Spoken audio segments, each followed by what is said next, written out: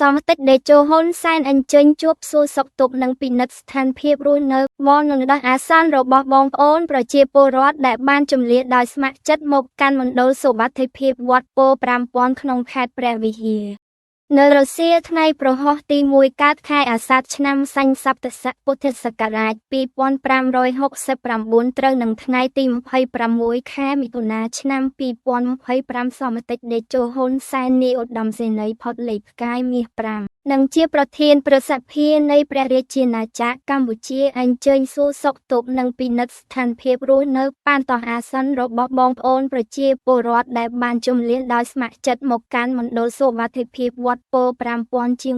1500គ្រួសារស្ថិតនៅភូមិគូលែនឃុំគូលែនស្រុកគូលែនខេត្តព្រះវិហារសម្ដេចតេជោហ៊ុនសែនផ្ដាំថ្លែងទៅកាន់ប្រជាពលរដ្ឋនៅតំបន់ភៀសសិដ្ឋាប៉ុន្មានថ្ងៃមុននាយករដ្ឋមន្ត្រីបានមកជួបពលរដ្ឋម្ដងរួចមកហើយថ្ងៃនេះឪពុកនាយករដ្ឋមន្ត្រីបានជួបពលរដ្ឋម្ដងសម្ដេចតេជោបាននាំយកនៅព្រះរាជបណ្ដាំសាកសួរសុខទុក្ខពីសំណាក់ព្រះមហាក្សត្រនិងស្លងម៉ែជូនប្រជាពលរដ្ឋនៅតំបន់ភៀសសិទ្ធទាំងអស់ដែលព្រះអង្គទាំងទ្វេតែងខ្វាយខ្វល់អំពីសោកទុក្ខពលរដ្ឋនិងកងទ័ពគ្រប់ពេលវេលាសម្ដេចតេជោហ៊ុនសែនបានមានប្រសាសន៍បន្តថាវត្តមានសម្ដេចនៅតំបន់ភៀសសិទ្ធបាននឹកឃើញនៅអ្វីដែលហៅថាសន្តិភាពនិងអ្វីទៅដែលហៅថាសង្គ្រាមសម្ដេចសម្ដែងនៅការអនុជធចំពោះអតីតកាលរបស់កម្ពុជាដែលពេលនេះវិលត្រឡប់មកវិញដោយសារការឈ្លានពានរបស់ប្រទេសជិតខាងនៅថ្ងៃនេះសម្ដេចតេជោហ៊ុនសែនប្រកាសប្រាប់អន្តរជាតិថាតើកម្ពុជា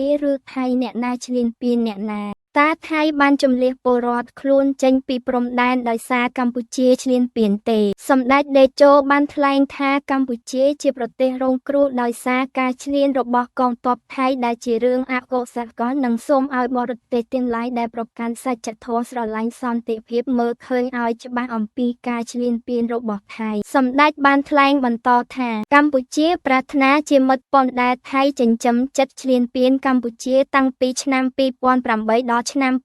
2013សម្ដេចតេជោហ៊ុនសែនបានថ្លែងថាក្នុងរយៈពេលជិត10ឆ្នាំពីឆ្នាំ2014ដល់ឆ្នាំ2023និងឆ្នាំ2025នេះពុំមានរឿងអ្វីកើតឡើងជាមួយថៃឡើយដោយសម្ដេចធ្វើការបានយ៉ាងល្អជាមួយអតីតនាយករដ្ឋមន្ត្រីថៃក្រោយមកនាយករដ្ឋមន្ត្រីថៃដែលបានឡើងកាន់តំណែងប៉ុន្មានខែមុននេះក៏មានបញ្ហាកើតឡើងសម្ដេចបន្តថានៅថ្ងៃទី27ខែមិថុនាស្អែកនេះសមតិចនឹងថ្លែងសារទៅកាន់ពលរដ្ឋខ្មែរនិងថៃអំពីបញ្ហាព្រំដែននិងទំនាក់ទំនងគ្រួសាររវាងសម្ដេចជាមួយគ្រួសារនាយករដ្ឋមន្ត្រីថៃផែថងថានសម្ដេចតេជោហ៊ុនសែនបានថ្លែងព្រមានទម្លាយសារៈសំខាន់ពាក់ព័ន្ធក្រុមគ្រួសារថាក់ស៊ីនប្រមាថព្រះមហាក្សត្រថៃរបស់ខ្លួនឯងសម្ដេចតេជោហ៊ុនសែនសម្ដែងការសោកស្ដាយនៅអ្វីដែលបានកើតឡើងជុំវិញបញ្ហាព្រំដែនកម្ពុជាថៃសម្ដេចបានថ្លែងថាមុនដាក់ចេញយុទ្ធសាស្ត្រត្រីកោណបានបដិញ្ញាប្រែក្លាយតំបន់អតីតសមរភូមិទៅតំបន់អភិវឌ្ឍទើបរាជរដ្ឋាភិបាលសម្រេចកសាងភូមិឋានរបស់ពលរដ្ឋនៅពេលនេះនឹងគោលដៅទី2ប្រែក្លាយខ្សែព្រំដែនទាំងអស់ទៅជាមិត្តភាពសន្តិភាពសហប្រតិបត្តិការនិងការអភិវឌ្ឍជិត30ឆ្នាំហើយដែលសម្រេចបាននូវលទ្ធផលទាំងពីរខាងលើនេះសម្ដេចតេជោហ៊ុនសែនបានថ្លែងថាអ្នកដែលមានសិទ្ធិបញ្ជាកងទ័ពគឺនាយករដ្ឋមន្ត្រីក្រសួងការពារជាតិនិងអគ្គមេបញ្ជាការតែសម្ដេចជាមនុស្សទី2បន្ទាប់ពីព្រះមហាក្សត្រដែលជាមេដឹកនាំរបស់ប្រទេសសម្ដេចបានលះបង់តំណែងជានាយករដ្ឋមន្ត្រីដូច្នេះមិនចាំបាច់ទៅកាន់អគ្គមេបញ្ជាការកងទ័ពដោយខ្លួនឯងនោះទេសម្ដេចតេជោហ៊ុនសែនទទួលយកតំណែងជាអគ្គភូមិភាគជាន់ខ្ពស់ដោយការពេញចិត្តដើម្បីផ្គុំផ្គត់កងទ័ពវាយកំទេចចៅសៀមឈ្លានពានសម្ដេចមិនត្រឹមតែជាមេទ័ពទេតែជាអ្នកបង្កើតទ័ពដើម្បីវាយកំទេចប៉ុលពតសម្ដេចតេជោហ៊ុនសែនបានជូនសារទៅថៃកុំភ្លេចប្រវត្តិសាស្ត្រកុំបំភ្លៃប្រវត្តិសាស្ត្រអ្នកត្រូវគោរពកិច្ចព្រមព្រៀងបើមិនគោរពទេស្មើចោលសម្ដេចសោកសង្រេងនៅពេលឃើញស្ត្រីមានផ្ទៃពោះជនពិការត្រូវរត់ភៀសខ្លួនដោយសារថៃឈ្លានពានកម្ពុជា សម្ដេចតេជោហ៊ុនសែនបានថ្លែងថាចំនួននយោបាយនៅបាងកកត្រូវផ្ទេរមកជាចំនួននៅព្រំដែនជាមួយកម្ពុជាសម្ដេចតេជោបានផ្ដាំទៅលោកថាក់ស៊ីនឲ្យប្រដៅកូនខ្លួនដែលជានាយករដ្ឋមន្ត្រីថៃកុំប្រមាថអ្នកដទៃសម្ដេចកំពុងរងចាំមើលបេក្ខភាពនាយករដ្ឋមន្ត្រីថ្មីរបស់ថៃលុះត្រាតែមាននាយករដ្ឋមន្ត្រីថៃថ្មីទើបមានឆន្ទៈដោះស្រាយបញ្ហាជាមួយកម្ពុជាសម្ដេចតេជោហ៊ុនសែនបានថ្លែងអំណរគុណព្រះចៅអធិការវត្តពោធិ៍ 5000 ដើមដែលផ្ដល់ទីតាំងស្នាក់នៅជូនជនភៀសនៅផ្ទះនេះ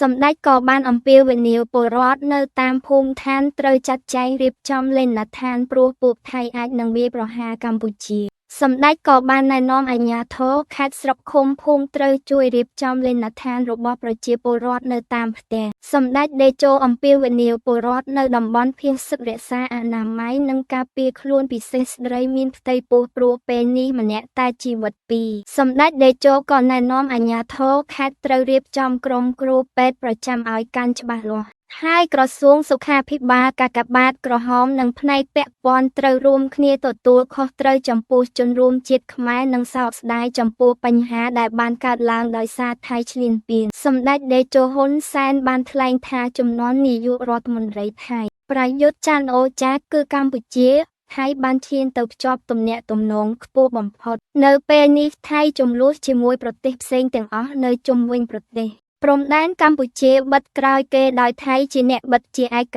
តោភាគីសម្ដេចតេជោហ៊ុនសែនបានទាយទុកមុនថាក្នុងរយៈពេល3ខែថៃនឹងមាននាយករដ្ឋមន្ត្រីថ្មីតុលាការធម្មនុញ្ញថៃមិនត្រូវការមេដឹកនាំសប្តាហ៍នេះឡើយនៅថ្ងៃនេះសម្ដេចតេជោបាននាំយកនៅថវិកាជូនដល់គ្រួសារភៀសនៅទីនេះជាង 1500 គ្រួសារដោយមួយគ្រួសារទទួលបាន